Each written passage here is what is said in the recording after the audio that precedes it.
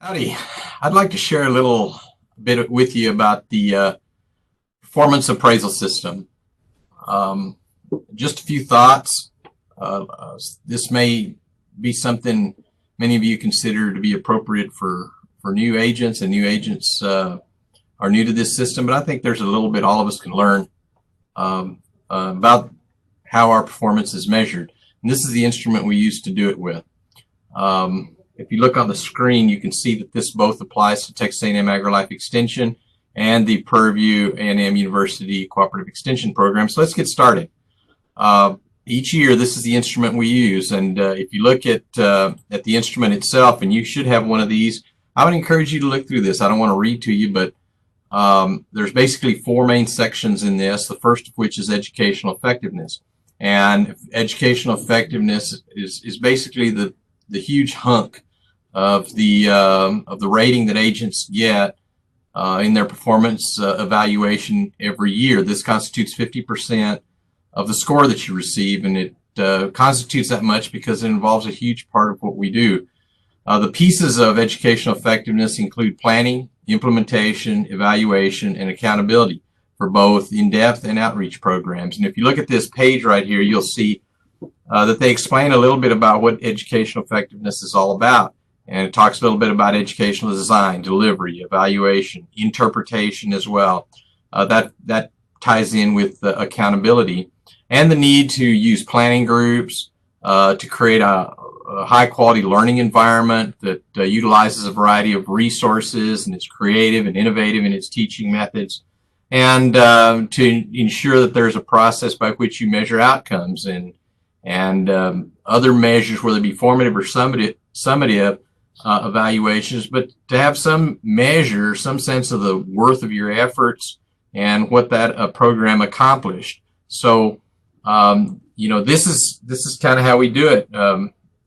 Inclusion, diversity and inclusion is also part of it, civil rights. And so there's a lot of other aspects of it that you really would do well to kind of get familiar with. And at the bottom of this, and each one, it also tells you a little bit about the scoring and how that's determined and what each score means. And we'll talk a little bit about that towards the end. Just to scroll down a little bit, you can see the first is program development, in-depth program planning. And each of those bullets in there represents one of the criteria by which you're reviewed. The goal is not to accomplish as many of those bullets as you can. The goal is to meet the standards for each and every one of those.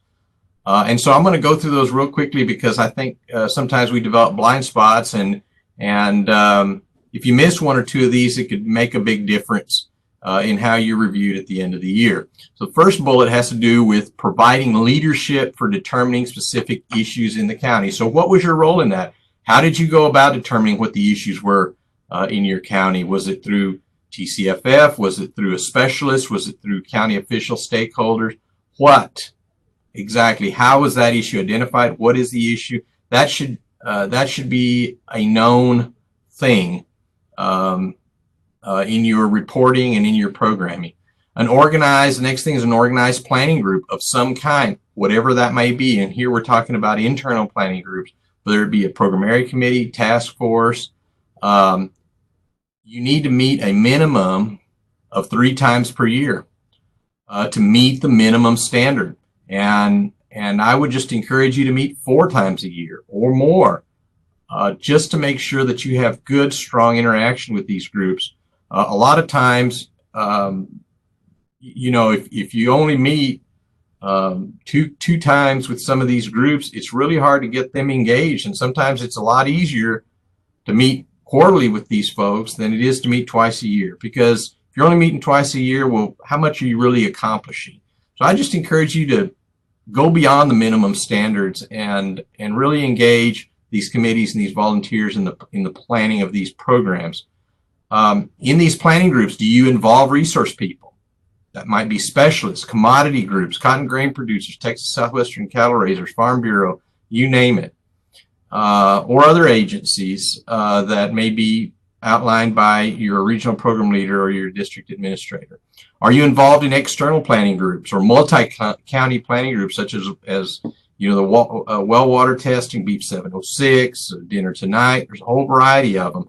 But, you know, that has to do with that. Do you modify programs based on client needs? And there needs to be some evidence of that as well. So how do you adjust these programs based on what your clientele asks for, and what evidence is there of that?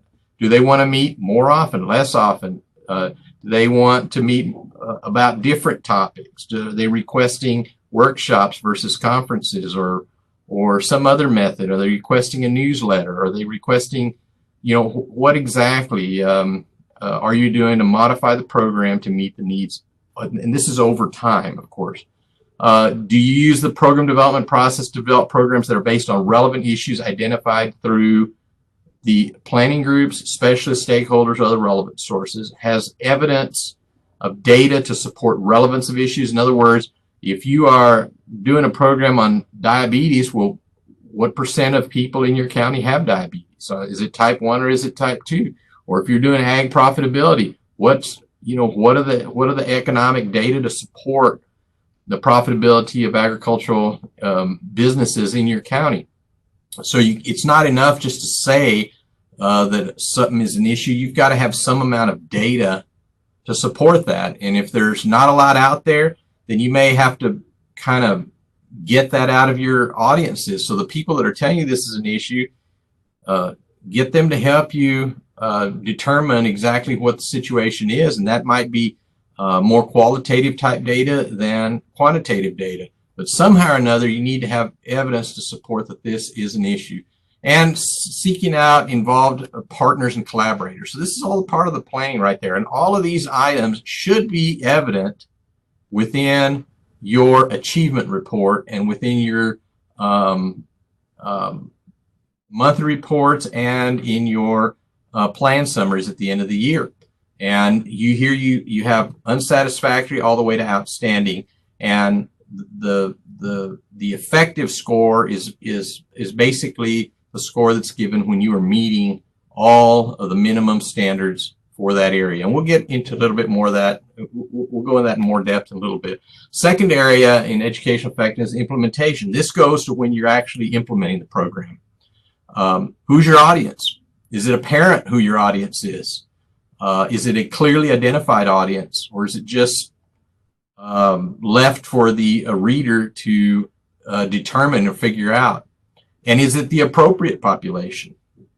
Okay, so you know these are two things, and to really look at and make sure is apparent in the information that you're putting out in your reporting. Adapted and effectively use multiple teaching methods. So the more integrated and dynamic your program can be, the better. One program, one activity, one event does not make for a program. So if this is a big issue, if it's water, what are you doing? Is there a newsletter? Is there applied research or demonstrations being done? Are there group methods? Are there one-on-one contacts? Is there, you know, what is the range of activities that's being done to support that? And our programs included appropriate number of result demonstrations. So if you're in the A&R area, we want to make sure that you're doing some type of result demonstration work and involving specialists in that. Are you using participant feedback to improve teaching effectiveness? So during the programs, you know, that's customer satisfaction, or that can be some other method. It can even be show of hands and verbal feedback that you get during meetings. But it's not enough for you to say you do it. You've got to be able to document that somewhere.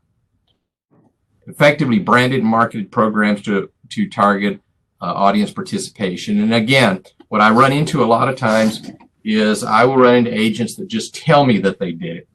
And that's fine. I don't want to suggest I don't believe anybody, but it's not enough for you to tell me you did it. There has to be evidence of that. And so if you have branded and marketed your program, there should be evidence of that in the flyers that you put together, in news releases that you put together, in newsletters and other types of documentation. Okay, so that's the implementation of the program. The other aspect of this as well has to do with participation in those programs.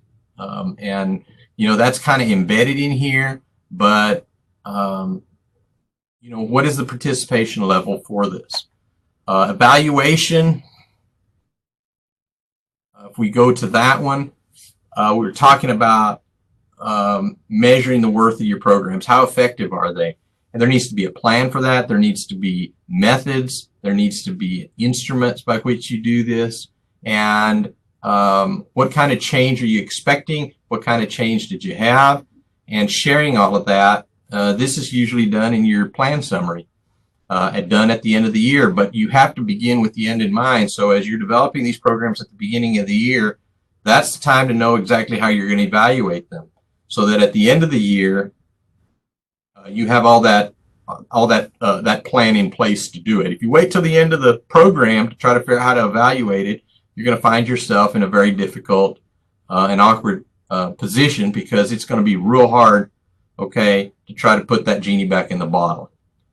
So that's, to what extent do you have a plan? To what extent did you implement that plan? And to what extent does that plan reveal information that suggests that your program was effective? And on top of that, how effective was it?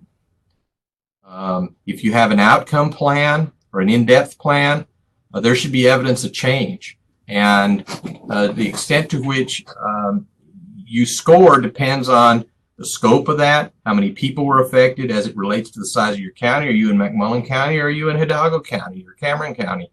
How many people are in your county? What % of the population are you reaching?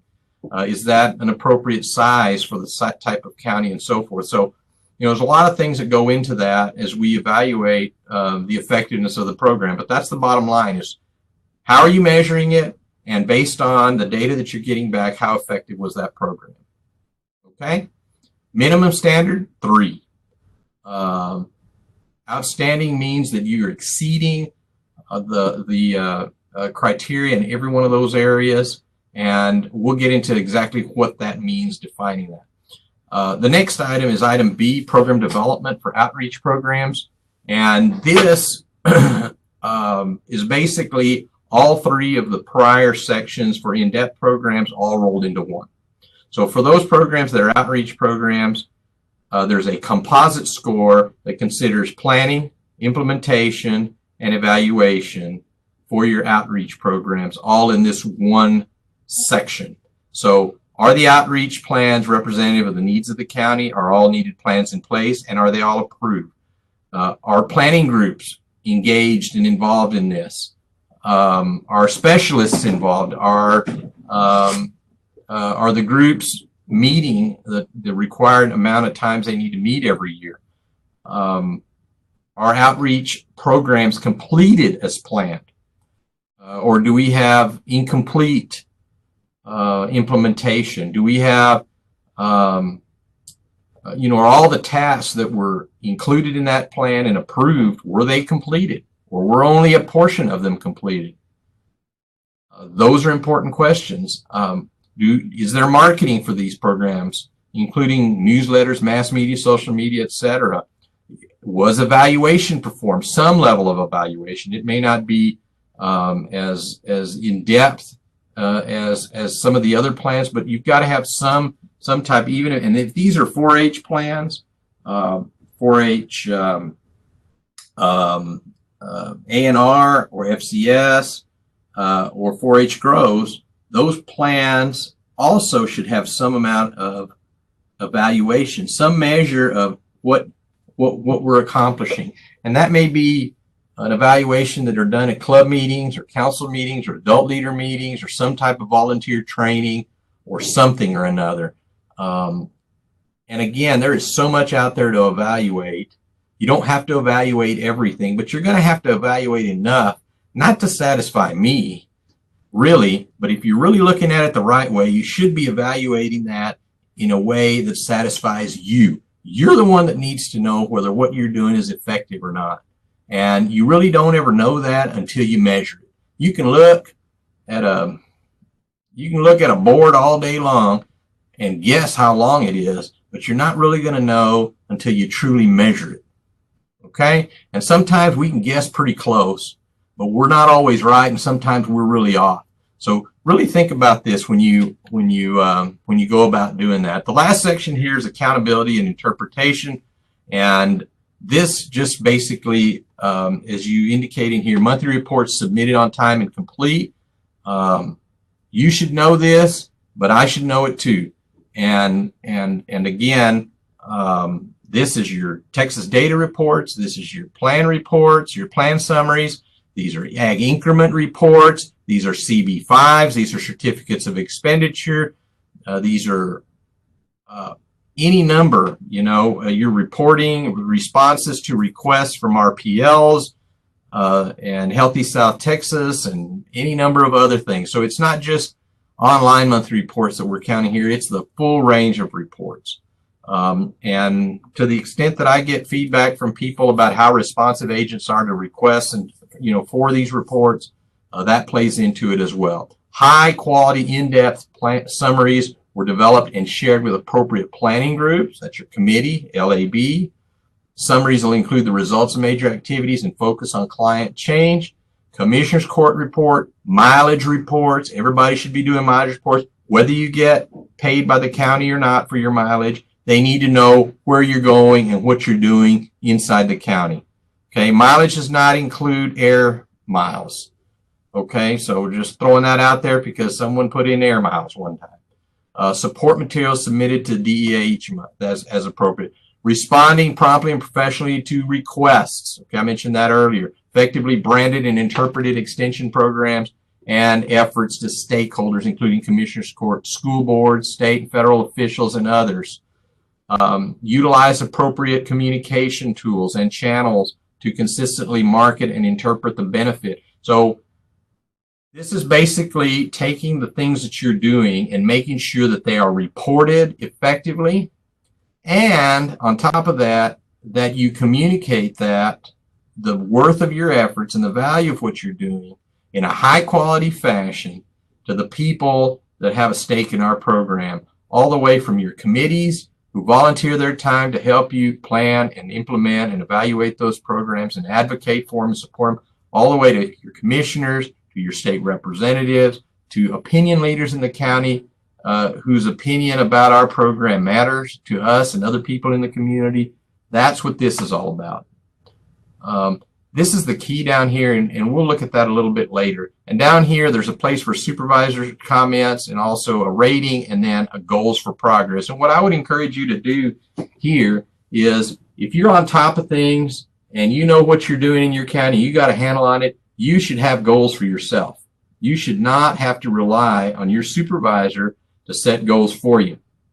Okay? Now, obviously, that's going to be a collaborative activity, but understand that I'm going to have a lot more confidence if I see that an agent has a sufficient grasp on what they're doing well and what they need to improve on, that they can articulate that through some written goals for themselves. Okay? And writing down your job responsibilities is not a goal. A goal should be something related to one of these areas: strengthening, increasing the number of times you meet with your committee, adding more people to your committee so that they're stronger and represent a broader aspect of your county, broadening the scope of activities in your plan, strengthening your evaluation so that it includes economic impact, strengthening your evaluation so that it includes behavior change as opposed to just knowledge and skills that are learned or changed, improving on the timeliness of reporting, strengthening the marketing materials that you use, being more proactive in the use of mass media, doing more mass media, more news, starting up a news column, or using television or radio as a new venue, or social media as a new venue for marketing. Those are goals. Those are things that you can do that are tied to performance and tied to those criteria. So just ideas for you to have as you go forward. Okay? And that constitutes 50% right there, all by itself in those areas. Now, the next three areas constitute the second 50%.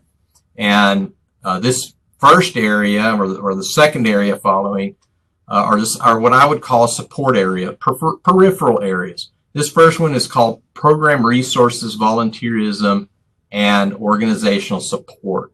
And what I call this basically is people and money. These are resources that you bring to bear on your program as part of your job responsibilities that enhance and support and further the work that you do. Volunteer engagement and other human resources, basically volunteers and paid staff. So people that are paid that work in your office, along with material resources, which include grants and sponsors and fundraisers, contributions, in-kind or cash, whether public or private. It should include your county budget, even if you're not the county coordinator. It should include 4-H fundraising. And if you individually do not do that, that should also be included as well. And so read that thoroughly, and I would encourage you to do that every year. In this first area, volunteer management, look at the criteria. There's 5 different criteria. Effectively trained, engaged volunteers in program implementation, to include volunteer teaching of clientele, planning, result demonstration cooperators, master volunteers. These are all examples of volunteers. So volunteers teaching others, volunteers engaged in program planning, volunteers engaged in result demonstration, master volunteers such as master gardeners, master volunteers in the livestock program, ambassadors and such, even if they're youth, livestock mentors or other forms of mentors, master naturalists, and others. Okay, so how did you train and engage those volunteers in your county? And again, what kind of county are you in? Are you in a county with 300,000 people or 30,000 or 3,000 or 300? That has a lot to do with how, and volunteerism is a huge thing, and we are missing a lot of opportunities there. So these should also be reported in your monthly reports. I go in your monthly reports and you've got 40 listed for the entire year. Please don't expect that you're going to get an effective rating unless there's evidence of volunteerism somewhere else. But a lot of people don't report volunteerism in their monthly reports. I don't know why, but they don't do it. And all you will get credit for is what you report. You can't sit and tell me that you do a great job. You've got to be able to show me that through evidence in the things that you do, written evidence. Second criteria is conducting screening of volunteers, recruiting, involving, managing, and recognizing volunteers, including 4-H club leaders and project leaders, master volunteers, and others. So what are you doing to recruit? What are you doing to involve, manage, and also recognize? Are the volunteer numbers appropriate for the size and complexity of the county? Are you in a huge county and you got 10 volunteers? Okay.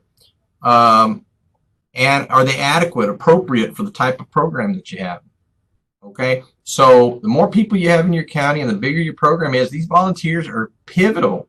And I can show you that there is a direct correlation to the amount of outreach and the numbers that we have out there and volunteerism. You show me a county with very small volunteer numbers, and I'll show you a county with very small outreach, because you can't do it all yourself.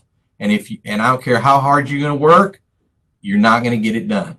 You're not going to get it done. You have to do it through volunteers. And so an hour invested in volunteer management and engagement is a much more strategic hour invested than we spend in a lot of other things. Okay. Next area is other human resources. That's basically paid staff. And if you're not the county coordinator, I've had a lot of agents say, well, I'm not the county coordinator, so I don't have any paid staff. There is paid staff in your county office. And what I want to know is, how are you utilizing them? It doesn't matter that you aren't the county coordinator. Those support staff should support everyone in that county office. Now, there's some cases where you might have BLT staff, or you may have special program program assistants or others that might be tied to certain. But no matter what, everybody in that county should be, for the most part, working to support the overall program unless there are certain situations that come around. If they're a 4-H program assistant and you're an FCH agent or an ag agent, that program assistant should be working in furtherance of the full 4-H program, and so you should be able to utilize them. If you're not, and you have one of those kinds of explanations why, what that tells me is that you've not been sufficiently resourceful in engaging with that person and utilizing them, and you need to. So how do you manage paid staff?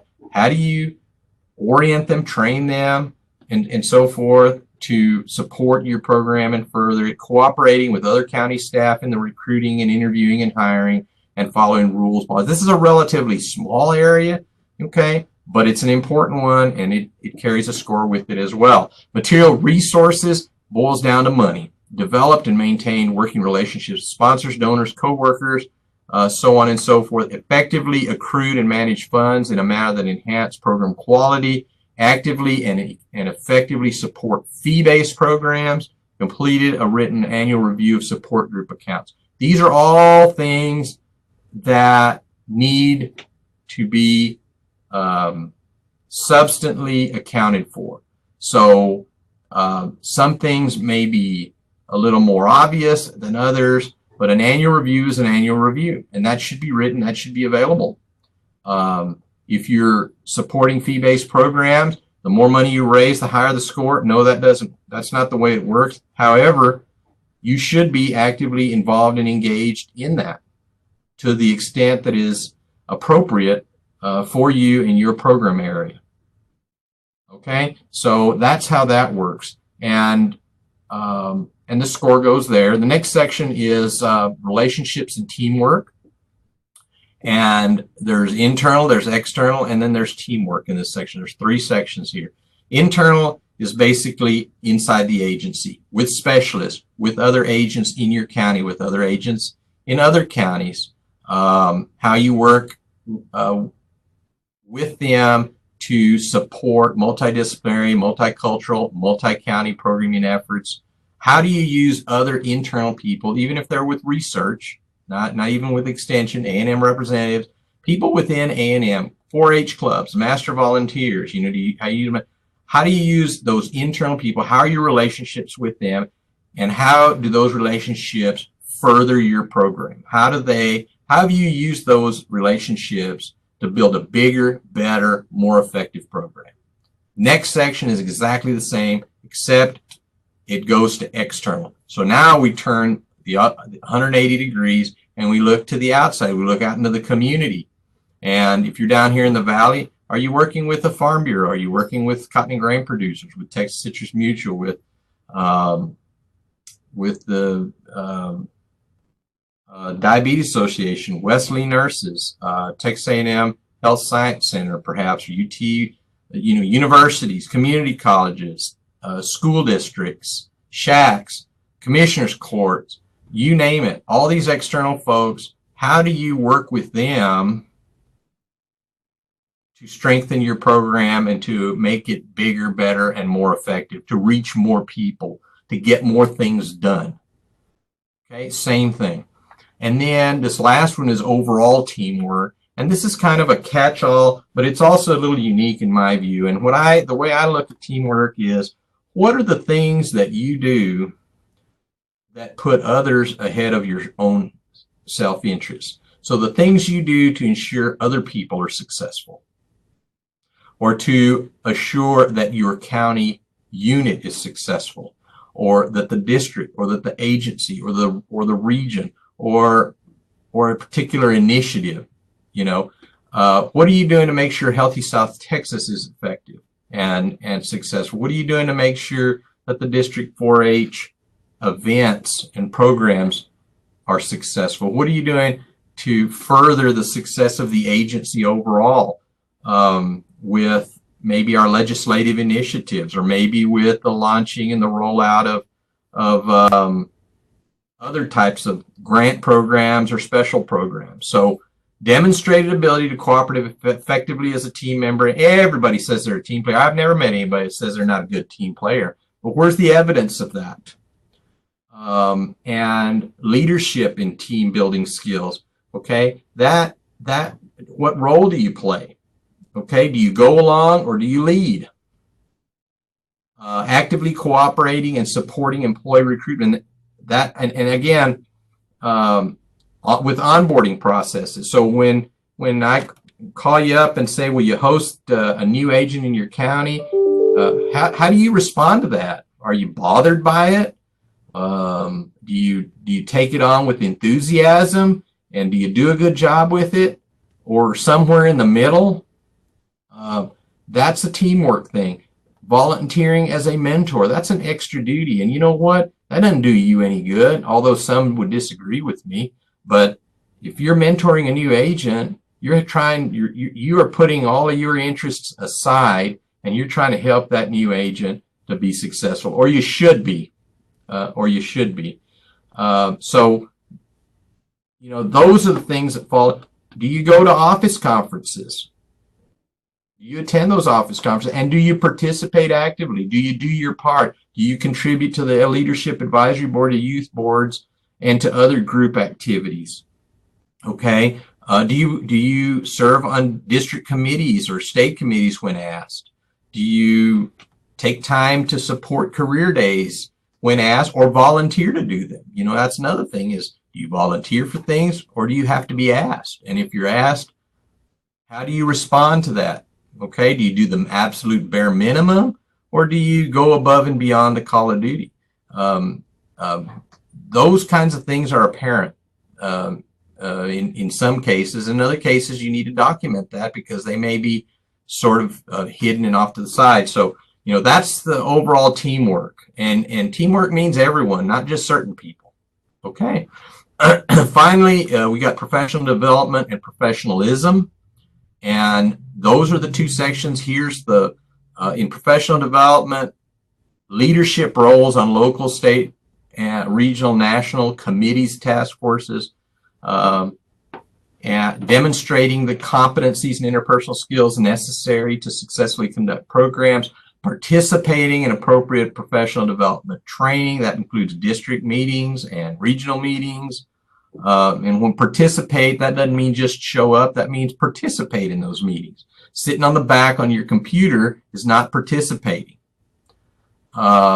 Display a positive attitude and provide leadership to professional development activities in the district and region. Working with RPL and the DEA to provide leadership to professional development activities as appropriate. Satisfactory progress on graduate stage. So if you're doing a graduate program, whether it's a master's or a doctorate, that plays into this as well. Participating in appropriate professional organizations. And again, sometimes I said, well, if I got the Lions Club, you know, where is that? Is that, you know, is that professional development, or where does that fit? I said, in some of these civic groups, you know, it has to be something that is furthering your skills and abilities as an agent. If you're the learner, it's professional development.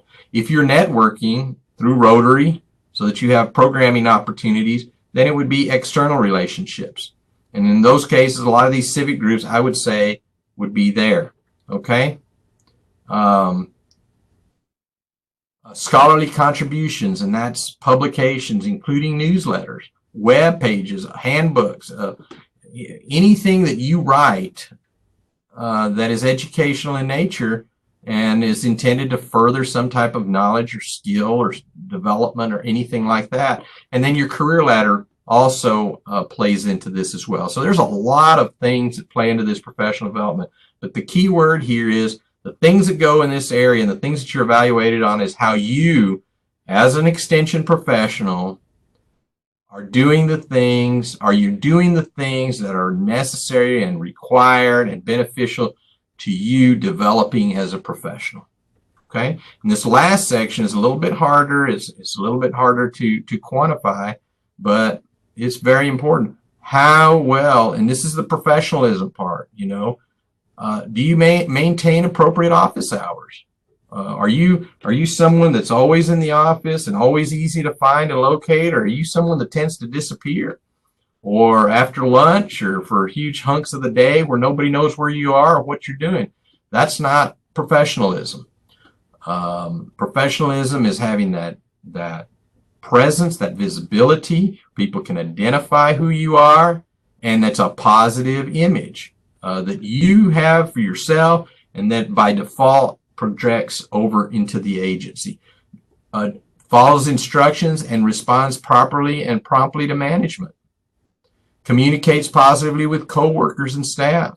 Okay, I remember an agent used to sit in meetings and open up newspaper and read them. Is that professional? I don't think so. Expresses disagreements in a constructive and non-confrontational manner. Consistently complies with procedures and policies.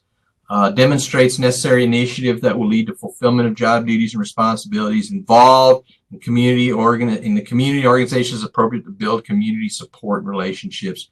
And then personal appearance and conduct, also very important. So each of these areas, and that kind of sums it all up. I'll go over this key real quick. Unsatisfactory, and you get scored 1 to 5. Okay, and each of these areas has a place for the supervisor to summarize and goals here. And I'll just tell you, we are instructed not to complete this until we sit down with each agent. So some people are a little aggravated and frustrated because all of my reviews are handwritten, and that's just because I want to make sure that everything that I do is done right there across the table from you. And when I score you, that's where I'm going to do it based on the information I have at hand at that time. And the goals we'll set there as well. I may have a couple of my own just to get us started, and I'm depending on you to have some contributions to that as well. Now, at the end, we'll also set some long-term goals, and those are 3 to 5 years out. They may be related to any of the 4 areas, including professional development, as we just covered, all the way back to programmatic types of goals, relationships, financial, human and fiscal resources. All of those things play into that. And so, there may be 3, 4, 5 long-term goals to put in there, and they may not change all that much from year to year, but it's important to set those. Now, as to how these numerically go, unsatisfactory, major multiple deficiencies in meeting minimum standards. That's what I call job in jeopardy. If you get an unsatisfactory rating in 1 or more areas, that has implications for continued employment unless corrective actions are made. 2, needs improvement. That means you're not meeting standards in 1 or more areas, and you need to bring up performance standards. The key difference between a 1 and a 2 is with the 2, your job's not necessarily in jeopardy, but there's some areas there that you probably need to do a little better on. Okay, so that's the difference there. 3 means you're doing your job. That's basically what you're doing. You're doing your job. Number 4 is you're doing your job, and you're exceeding your expectations in many areas. There's not a specifically numerical area for that, but there's a lot of different, each of those criteria. So you may be doing well and meeting all criteria in 1 area and then exceeding it in several more, and that's what and then outstanding is very rare, and that means you're meeting all expectations with no deficiencies and exceeding in all performance areas. And this is very rare, but it's certainly possible, and some agents do get that rating, and when they do, they've earned it. This is kind of a summary sheet, and this is where we put the scores, and this is the formulas how we get it. And there's 200 over here, and there's 200 on the bottom side, and that gives you a total possible score of 400. And I wouldn't dwell too much on the scores, but that is how we've been asked to plug all those numbers into this sheet and come up with a total score, and that's we put it there. And I would urge, and I've heard this happen, every agent is different based on how long you've been in, based on what your job responsibilities are, based on the county that you're in, based on the situations that you may have that are unique there. So, if you want to go and compare what you got to other agents, you go right ahead. But I've never seen an agent that comes out of that sort of, that does that and is ever totally and completely happy with what why they did that. This is between me and you. And the idea here is to provide you with some feedback, to give you some sense of where you stand with regard to some of these areas, and to give you some guidance, direction, and support for what it is that you're doing. Maybe you can do something a little bit better. Maybe you're doing a good job and just need a pat on the back, and you need to be, and it's just a brainstorming session to see what you can do a little better. But either way, this should be something between the supervisor and the agent. And I really discourage people from comparing, because you're really comparing apples and oranges, and it just sows so many seeds of discontent. I don't know if this happens a lot. I never shared mine with anybody. That's my evaluation, and I've done this for over 30 years, and nobody but me and my supervisor knows what I got and what my goals are, because that's between me and him or her. So that's enough said about that. That's just my advice to you. Take it or leave it, but I consider it good advice. And this is your overall evaluation. What this generally does is whatever your lowest review score is tends to be what your overall score is. So even if you are highly effective in many areas, if you have one area that you end up with a needs improvement score in, that may well be what you end up with overall, because your overall review is going to be that you need improvement, at least in one or more areas, to bring that up to standard. So, there it is. I hope this has been helpful to you in explaining how this system scores you and how agent performance is reviewed. I also have one more document here that's also available on the district website. And what this does, it's 3 pages long. What this does it's called Performance Appraisal System, Performance Standards for Extension Agent. And what it does, it basically takes all of the criteria in that long multi-page document, and it consolidates it into a very short handout. So you can take this handout, and these are all the bullets that you're going to find in that other document, and I'd encourage you to print that out and have it handy and become familiar with it, because if you know what the content is and what the criteria for performance is, you're gonna be thinking about that and incorporating it into everything you do, and you'll find that that's going to be very helpful for you. All of this stuff you can find on the district website here under Professional Development, Performance Appraisal Instrument. This is the Performance Standard Summary I just showed you, and several other things. Anyhow, thanks for your time, and good luck. And if you have any questions as you prepare for your review, please don't hesitate to call. Thanks.